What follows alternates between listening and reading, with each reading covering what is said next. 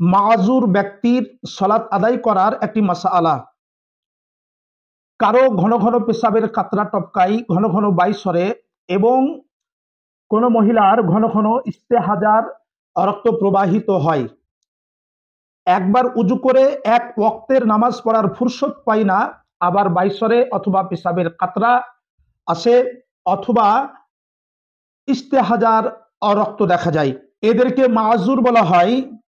এদের নামাজ পড়ার পদ্ধতি কি, এ বিষয় নিয়ে জানতে চেয়েছেন সাগরদিঘি থানার হোসেনপুর থেকে একজন ভদ্রলোক। জেনে নিন মাসআলাটি।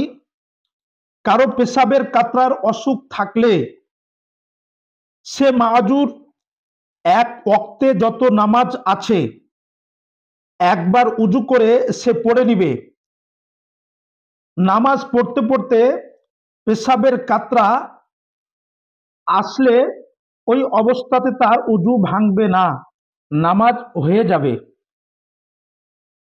বা হাওয়ালা ফতোয়ায়ে শামী খণ্ড নাম্বার 1 পৃষ্ঠা নাম্বার 682, দুররে মুখতার এবং রদ্দুল মুহতার খণ্ড নাম্বার 1 পৃষ্ঠা নাম্বার 554, কিতাবুত তাহারাত বাবুল হায়েজ, বাহারে শরিয়াত খণ্ড নাম্বার 2 পৃষ্ঠা নাম্বার 385।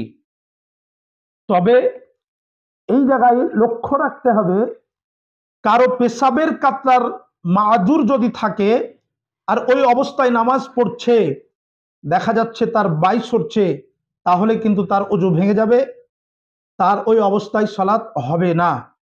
আশা করি আপনি আপনার জিজ্ঞাসিত বিষয় জানতে পেরেছেন।